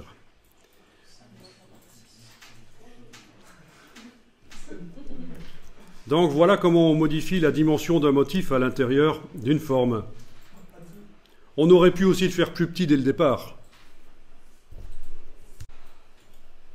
Alors, même chose en ayant le cercle sélectionné avec la flèche noire. Si vous double-cliquez sur l'outil rotation, vous allez pouvoir faire une rotation, toujours la case aperçu cochée. Voilà, vous tournez le motif comme vous voulez dans le cercle. Mais bon, ici, je vais cliquer sur annuler parce que j'ai pas envie de tourner. C'est juste pour vous montrer qu'on peut faire une rotation du motif à l'intérieur de la forme. Le déplacer le motif. Déplacer le motif, c'est toujours en ayant le cercle sélectionné, on double-clique sur la flèche noire. Et on a ici les distances qui peuvent être modifiées. 250, touche tabulation, 300, touche tabulation. Oui, ça c'était en vertical, puis on est en horizontal ici, 400. Voilà, c'est comme ça qu'on peut repositionner. 420, voilà, ça là. Ah oui, ça c'est... Ok, vertical et horizontal. Vertical et horizontal, voilà. Je me suis un peu embrouillé dans les cartouches ici, mais vous lisez. Faites pas comme moi, lisez. On peut mettre des valeurs négatives. Voilà comment on arrive à éventuellement, si nécessaire, repositionner un motif dans une forme. Double-clic sur la flèche noire et ça marche.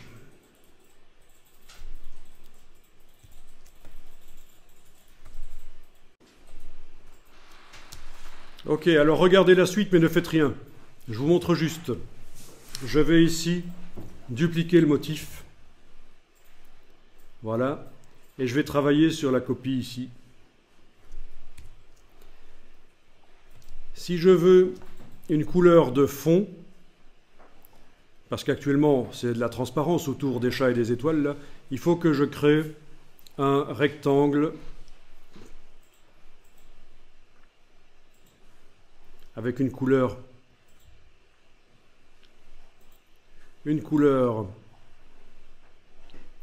unie, voilà.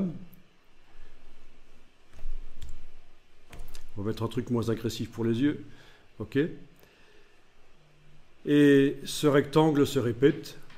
Comme il est arrivé après la création des chats et des étoiles, il s'est mis par-dessus. Il faut que par la palette des calques, j'arrive à gérer l'empilement. Voilà, vous voyez, le rectangle, si je le fais passer en dessous de tout, voilà, on voit réapparaître les chats.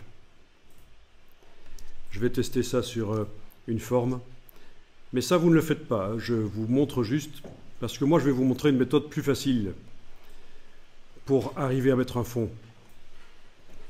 Parce que c'est relativement difficile à gérer en fait, cette histoire d'aller mettre un rectangle dans le fond. Voilà. Voilà ce que ça donne. Et comme d'habitude, donc double-clic sur mise à échelle. Et voilà, 33%, etc. Ok, techniquement ça marche. Mais ce que vous allez pouvoir faire, et qui en plus visuellement est plus puissant, c'est d'ajouter un deuxième fond à votre objet que vous avez là. Donc on est d'accord, c'est bien de la transparence autour des répétitions du motif. Alors, vous sélectionnez votre objet sur lequel vous avez mis votre motif et vous allez dans la palette Aspect. Menu Fenêtre, Aspect. Et alors ça, c'est super puissant, la palette Aspect. C'est une espèce de mini palette des calques qui ne concerne que l'objet sélectionné. Et vous allez pouvoir faire autant de fonds et de contours que vous voulez et les superposer de plein de manières différentes. Ici, l'idée, ça va être de faire un deuxième fond. Et pour ça, vous pouvez demander ajouter un nouveau fond. Allez-y, ajouter un nouveau fond. Vous avez un deuxième fond qui apparaît. Voilà, alors si votre fond est arrivé au-dessus du reste, s'il avait une couleur, je ne sais pas pourquoi, c'est possible, eh bien c'est pas grave parce que de toute façon vous allez le faire passer en dessous du fond qui contient votre motif. Vous prenez, vous déplacez en dessous et voilà. Et alors là, vous allez pouvoir mettre sur ce fond la couleur que vous voulez, voire même un dégradé. Voilà. Et ça, c'est bien. Allez chercher éventuellement un dégradé dans la bibliothèque en dessous. Dégradé. Couleur vive, par exemple. Voilà. Où est la palette des dégradés?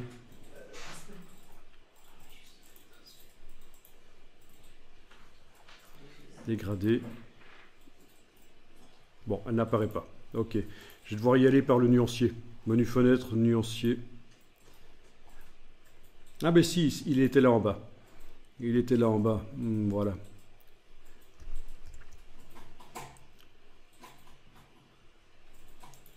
Voilà, donc vous pouvez vraiment aller chercher des dégradés dans les bibliothèques, même si vous voulez.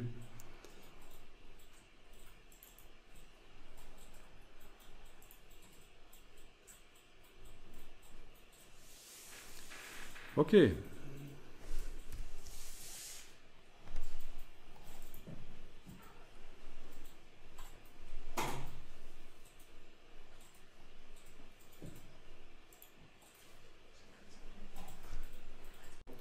Donc, ta question c'est, quand on bouge le cercle, le motif bouge avec. Et tu voudrais que le motif reste en place et que tu puisses bouger le cercle sans que le motif bouge. Bon. En fait, ça fonctionnait comme ça dans les premières versions d'Illustrator. Quand on bougeait le vecteur, le motif lui restait en place.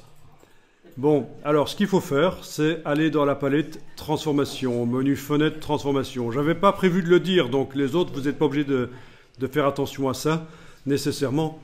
Mais en tout cas, je réponds à ta question, à toi. Dans la palette Transformation, dans le menu ici, il est indiqué Tout transformer. Et si on choisit Transformer l'objet, en principe, quand on bouge,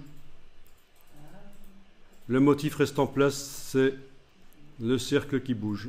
Voilà. Mais là, je vais remettre en tout transformé parce que c'est comme ça que j'ai expliqué depuis le départ. J'ai expliqué comment repositionner avec la flèche noire, leur dimensionnement, mise à échelle, la rotation éventuellement. Voilà, voilà. Alors, on va faire du texte à côté de ce que vous avez fait là. Vous allez faire du texte. S'il ne reste pas de place, vous agrandissez à nouveau le plan de travail avec l'outil plan de travail. Juste pour avoir du blanc derrière, c'est quand même mieux. Alors le texte, c'est particulier. Le texte, l'outil texte, si vous l'utilisez en faisant un cliquer glisser, ça vous fait un bloc de texte. Voilà. Et ça vous remplit ça avec du faux latin. Mais ça ne nous convient pas. Moi, je fais commande Z ici, j'annule. Le texte qu'on va faire maintenant, c'est très peu de mots et on va le faire sur une ligne. Et c'est le même outil, mais à la place de faire cliquer, glisser, il faut faire cliquer. Voilà. N'hésitez pas à zoomer. Et vous allez taper un mot, peu importe, mais petit. Il ne s'agit pas d'écrire ses mémoires.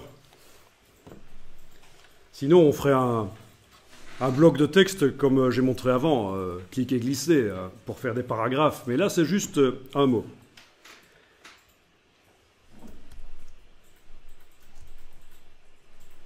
Et vous allez agrandir le texte avec l'outil de transformation manuelle en prenant la poignée du coin. Avec la touche majuscule enfoncée, vous pouvez y aller en plusieurs fois. Là, je vais encore zoomer en arrière. Voilà. Voilà. Donc, vous agrandissez avec la touche majuscule enfoncée pour que les caractères ne s'écrasent pas dans un sens ou l'autre, bien entendu. Ah tiens, je suis en train de me rendre compte que j'ai oublié de vous expliquer quelque chose sur le dégradé. Vous avez votre texte qui est là, c'est pas grave, on va y revenir juste après. Prenez la flèche noire, sélectionnez votre objet. Voilà.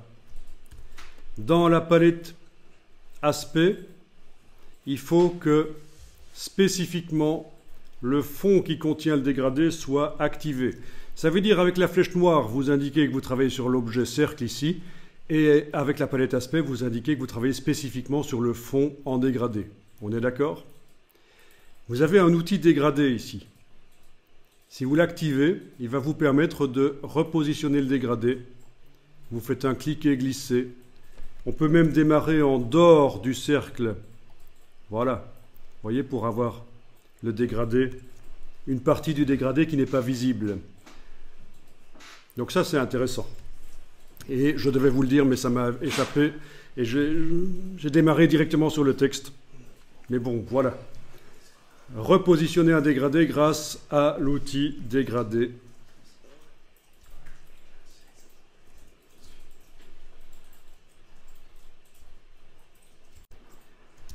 Alors voilà, on va sélectionner le texte avec la flèche noire. Alors le texte, on peut le sélectionner de deux manières. Soit la ligne de base avec la flèche noire, soit avec l'outil texte, on peut sélectionner les caractères, comme dans n'importe quel traitement de texte. Ici, il faut absolument travailler sur la ligne de base du texte. Alors, quand on fait du texte, qu'on soit dans InDesign, Illustrator, Photoshop, c'est le même moteur typographique, c'est le même système pour faire la typographie. Et dans ces trois logiciels, vous allez retrouver quelque chose d'extrêmement important, c'est le réglage automatique de l'approche de pair. Le réglage automatique de l'approche de pair, c'est-à-dire que, actuellement, les espacements entre les lettres sont faits de manière régulière, mais un graphiste doit régler à l'œil les espacements entre les lettres. Par exemple, ici, il est possible que ce ne soit pas tout à fait correct. Les espacements entre les lettres, entre le A et le B, c'est peut-être un peu trop grand. On va laisser le moteur typographique de Adobe régler le problème.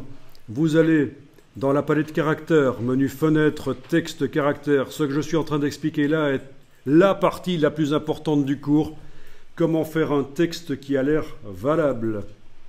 Menu fenêtre, texte, caractères. Actuellement, on est en auto pour ce qui concerne l'espacement entre les lettres. Passer en métrique. Rien ne change. Ça veut dire que quand on est en choix automatique, quand on laisse le logiciel choisir, il choisit d'être en approche de paire métrique, paire, P-A-I-R-E, paire de lettres. Il vaut mieux passer en optique. Et regardez ce qui arrive à votre texte qui est sélectionné quand vous passez en optique. Les lettres bougent de manière à ce que le mot fasse bloc, qu'on ait l'impression qu'il n'y ait pas de trou quand on regarde de loin. Et ça, c'est beaucoup mieux. Vraiment, c'est une super astuce à appliquer aussi dans Photoshop, Illustrator, InDesign pour faire du texte qui a l'air correct. Vous pouvez enregistrer le document.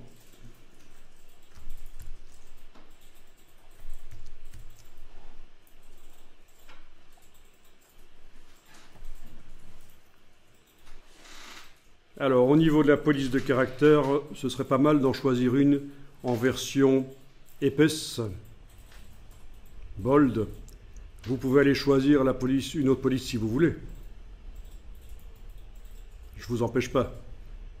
Certaines polices ne sont disponibles qu'en une seule graisse régulière. Typiquement des polices qui sont fort artistiques au niveau de leur dessin. Elles ne sont disponibles qu'en une version. Sinon, d'autres polices, bien sûr, sont disponibles en plusieurs versions. Bon.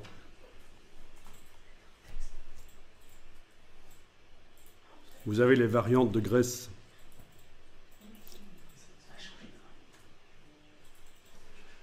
Bon.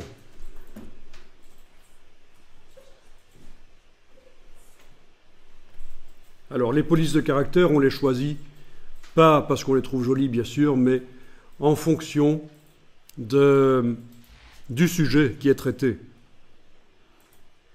Si on veut donner un look vintage, il y a certaines polices vintage à choisir. Si on veut donner un look moderne, il y a des polices modernes, bien sûr. Ça, il faut réfléchir. La police de caractère, ça ne se choisit pas au hasard. C'est en fonction du sujet, du contexte, du message qu'on veut faire passer. C'est logique. Alors, si vous vous souvenez, tout à l'heure, je vous ai dit En ce qui concerne la police de caractère, pour arriver à mettre un contour qui ne déborde pas sur les lettres, ça va être différent d'un vecteur, d'une image vectorisée, ça va être différent. Et bien voilà, quand vous faites une police de caractère dans Illustrator, il va falloir retirer le fond et le contour. Il faut que le texte soit invisible. Par la palette des outils, vous retirez le fond et le contour. Parce que ça, c'est l'ancienne manière de gérer l'application des couleurs sur une police. La palette des outils, ici, c'est l'ancienne manière. On va faire par la nouvelle manière qui est plus performante, c'est la palette Aspect. Vous allez dans la palette Aspect, menu Fenêtre Aspect, et vous allez ajouter un nouveau fond. Dans le menu de la palette Aspect, vous demandez Ajouter un nouveau fond. Et vous obtenez le même résultat que ce qu'on avait avant. Sauf que ça se fait dans la palette Aspect. Et l'avantage, c'est quoi? C'est que si vous mettez un contour avec une épaisseur, le contour déborde sur la lettre, il modifie le dessin de la lettre, c'est moche. Parfois, ça peut être bien. Bon. Les règles sont faites pour être contournées, mais enfin, il faut connaître les règles déjà au départ pour arriver à savoir ce qu'on fait. La différence par rapport à mettre les couleurs directement par la palette des outils ici, c'est que ici, par la palette Aspect, vous allez pouvoir faire ceci. Faire passer le contour en dessous du fond. Vous prenez le contour, vous le faites glisser en dessous du fond, et voilà. Et vous avez un contour qui ne déborde pas sur la lettre, il ne modifie pas le dessin de la lettre. C'est comme on avait fait tout à l'heure. C'est l'effet qu'on a fait tout à l'heure sur le chat. Mais sauf qu'on l'avait fait par la palette contour. Mais sur du texte, cette fonction qu'on a utilisée sur le chat, ici, contour à l'extérieur, ne marche pas, elle est grisée. La seule manière de faire passer le contour à l'extérieur, c'est en fait de le faire passer en dessous. Donc il n'est pas vraiment à l'extérieur, il est à cheval sur le vecteur, mais il est masqué par le fond. Voilà.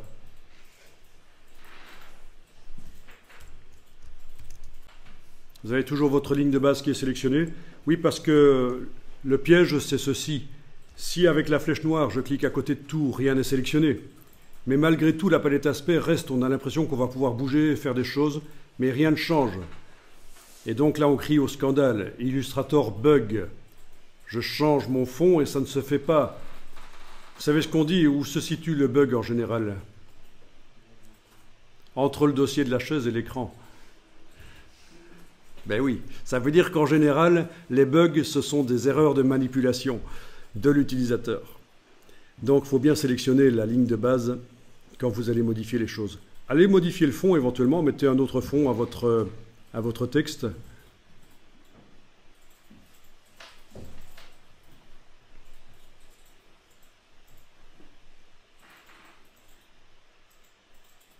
Alors ici, vous avez, quand vous déployez, je ne sais pas si c'est déployé chez vous, mais quand vous déployez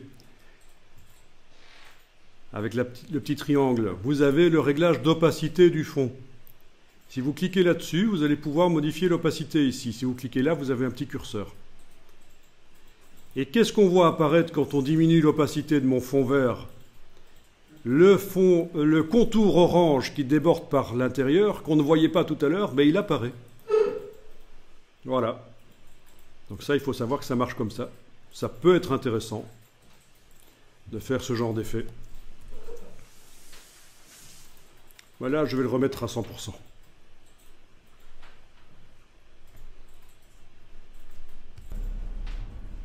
Alors, ce que vous pourriez essayer, c'est de mettre un dégradé sur le texte. Le dégradé, on peut modifier sa direction avec l'outil dégradé une fois qu'il est appliqué. Non, on ne peut pas. C'est par la palette dégradée, excusez-moi. L'outil dégradé ne fonctionne pas, il faut y aller absolument par la palette dégradée, menu fenêtre, dégradé de couleur. Et là, vous avez l'angle. Voilà, l'angle. Je vais mettre comme ça, voilà. Oui, dans le cas du texte, si on veut modifier dégradé, l'angle, l'outil dégradé ne marchera pas. Ah non, il marche chez moi. Il marche chez toi? Ah bon, tu es dans la version 2020 peut-être de Illustrator, où ils ont amélioré les choses. Bon, mettez un fond en dégradé sur votre texte, c'est bien, et enregistrez le document.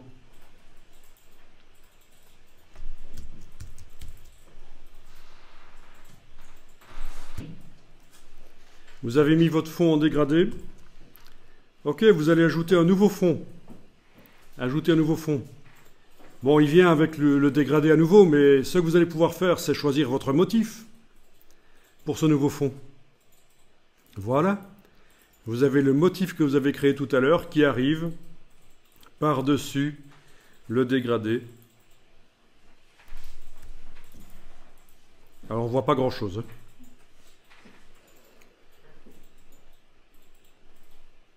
En double-cliquant sur l'outil de mise à échelle, en décochant transformation d'objet, vous allez pouvoir modifier le motif. Voilà. Je vais le mettre à 20%, par exemple, touche tabulation, et voilà. 20%, touche tabulation. C'est comment déjà qu'on accède à ça? Donc, la ligne de base doit être sélectionnée. Vous double-cliquez sur l'outil de mise à échelle. Vous décochez transformation d'objet et vous modifiez ici. Voilà.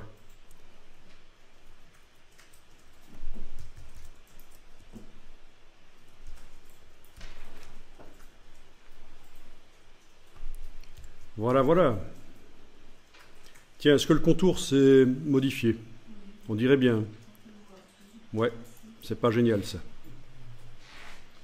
Je vais En fait, moi, ça change juste la taille du texte. Oui, quand vous faites ça, il vaut mieux donc que l'objet soit sélectionné et spécifiquement le fond.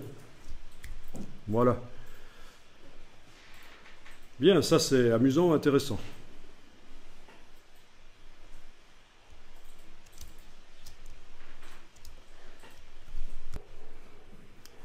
Ok, on va terminer en mettant peut-être un effet spécial d'ombre portée sur le texte. Effet spécial ombre portée. Mais faut que je vois. Ah oui, là, il y a un problème. Il y a un problème. Attendez. Parce que si on indique qu'on travaille spécifiquement sur le fond ici, il met l'ombre portée sur le fond. Il faut indiquer qu'on travaille sur tout l'objet. Et pour ça, vous devez cliquer dans la palette aspect en dessous de tout. Il n'y a pas un fond ou un contour qui est spécifiquement activé. Et là, vous allez pouvoir faire effet spécial ombre portée. On coche la case aperçue. Voilà, c'est ce que je voulais, une ombre qui arrive sous tout l'objet. OK. Voilà, voilà.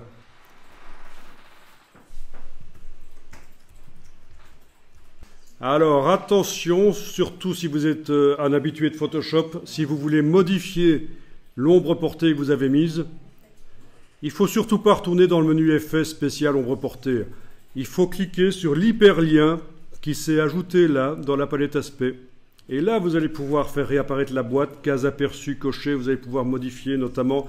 Et en général, on dit qu'une ombre portée à 40%, c'est pas mal. Donc à la place ici, je vais mettre 40%, touche tabulation, voilà, c'est une valeur qu'on dit habituellement, qui passe partout, qui marche à chaque fois.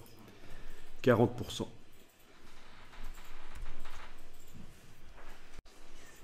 Voilà, enregistrez votre document.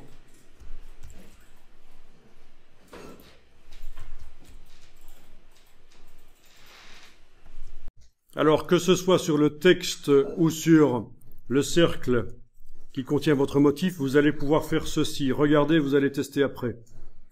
Je sélectionne le cercle qui contient mon motif et mon dégradé en fond. Je travaille sur le fond qui contient le motif. On a vu que si on va cliquer sur opacité, on peut diminuer l'opacité. Je la laisse à 100%. Vous avez en plus de l'opacité ceci, les modes de fusion. Comment est-ce que les couleurs de ce fond se mélangent avec le fond d'en dessous mon dégradé? Produit. Densité couleur plus. En fait, on peut jouer avec la roulette au-dessus de ceci et ça devrait passer de l'un à l'autre. Donc les modes de fusion, c'est génial. Vous voyez ce qu'on obtient comme effet? Il y en a peut-être un qui va être mieux que le mode d'application bêtement normal. Voilà. Et donc ça, on pourrait le faire aussi sur le texte. Donc ça donne des choses totalement différentes en fait, hein, au niveau du rendu. Ça peut être bien.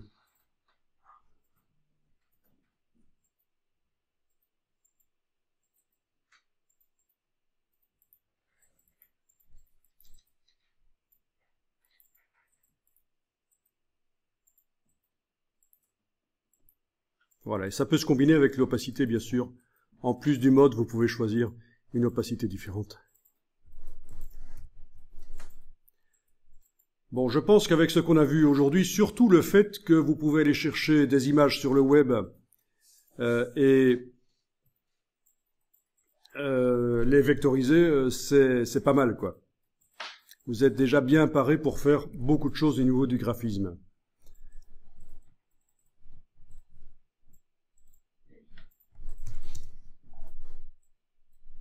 Alors je me rends compte que tout à l'heure, quand je vous ai dit d'aller chercher l'image, j'ai oublié de vous expliquer comment faire en sorte de trouver des images que vous avez le droit d'utiliser sur le web.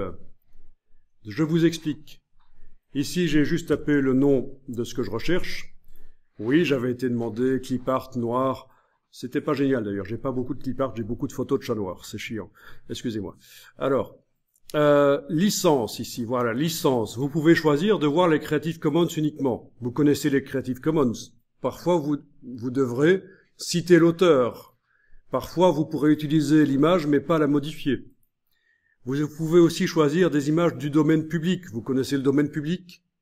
Les auteurs peuvent mettre leurs œuvres dans le domaine public s'ils le souhaitent pour que tout le monde puisse les utiliser sans devoir payer de redevances, de royalties. Donc c'est le domaine public. Et généralement, ça arrive aussi plusieurs décennies après la mort de l'auteur, les choses tombent dans le domaine public. Notamment récemment au niveau des dessins animés, il y a Popeye qui est tombé dans le domaine public, donc on a le droit d'utiliser des images de Popeye le marin, le dessin animé, sans devoir payer de royalties. Une solution, moi, que je mets en œuvre, c'est de taper simplement entre guillemets public domaine à côté. C'est un peu la même chose que le filtrage par licence. Après, il faut aller vraiment voir sur le site web qui contient l'image quels sont les droits d'utilisation, parce qu'il y a des petits malins qui vous indiquent dans les métadonnées de l'image « Not in public domain ». Et forcément, le moteur de recherche ici vous retourne cette image-là quand vous faites public domain entre guillemets. Donc, il faut toujours bien vérifier avant d'utiliser une image que vous avez le droit d'utiliser. C'est compliqué. Par exemple, l'atomium. Vous connaissez cette espèce de sculpture à Bruxelles. Est-ce que vous avez le droit d'utiliser cette image, voire même une silhouette de l'atomium dans une affiche ou dans de la communication? Non. Là, j'ai juste tapé Atomium ASBL et je vais aller voir le site web atomium.be en fait. Il y a normalement une partie où ça parle des droits d'utilisation de l'image et vous n'avez pas le droit d'utiliser l'image de l'atomium sans le consentement. Vous n'avez pas le droit d'utiliser l'image de l'atomium sans l'accord de la SBL qui gère l'atomium. La tour Eiffel. Est-ce que vous avez le droit d'utiliser des images de la tour Eiffel? Une image de la tour Eiffel que vous faites vous-même. Normalement, on pourrait penser, oui, je suis l'auteur, c'est moi le photographe. Est-ce que vous avez le droit ou pas, à votre avis, de la mettre dans une affiche, une communication? Pas au courant? Donc il faut absolument se renseigner sur ça, pour pas devoir retirer la communication qu'on a mise en place, la retirer sous menace de devoir payer des choses, ou directement devoir payer des choses si vous avez affaire à des gens méchants. La tour Eiffel, c'est particulier. Vous avez le droit d'utiliser une image que vous avez faite vous-même de la tour Eiffel de jour. Par contre, de nuit, l'éclairage est sous copyright, les petites lampes qui clignotent. Vous ne pouvez pas utiliser une image de la tour Eiffel de nuit sans l'accord, sans payer des royalties. Donc c'est un peu compliqué. Les façades architecturales de Horta, par exemple, à Bruxelles, vous n'avez pas le droit d'utiliser. Les images de Lamborghini, de Ferrari, non plus. Faut faire gaffe, quoi. Ah non! Ah non! Mais bien sûr, si c'est vos photos, non. Non, vous risquez d'être poursuivi parce que vous exploitez le design de quelqu'un d'autre sans son accord et sans payer les royalties. Bon, pour ce qui est des voitures Lamborghini, Ferrari, c'est surtout si vous devez faire un bouquin sur ce sujet-là. Hein. Peut-être qu'une affiche, ça passerait. Mais attention, chez Ferrari, il y a la notion de outrage à la marque. C'est-à-dire que quelqu'un qui possède une Ferrari ne peut déjà pas lui-même la tuner, la modifier. Sinon, il y a outrage à la marque. Chez Lamborghini, il n'y a pas ça. On peut faire n'importe quoi. On peut la mettre en rose, un petit point vert. Personne ne va venir vous ennuyer. Donc, c'est très complexe, en fait. C'est très complexe. Et donc, même chose, si vous mettez une Ferrari dans une situation de communication où ça peut nuire à la marque, voilà, ils peuvent vous poursuivre. Voilà. Donc, je devais vous dire ça parce que ça fait partie le web, c'est génial. Il y a plein de choses qu'on peut utiliser, mais il y a aussi des choses à ne pas faire.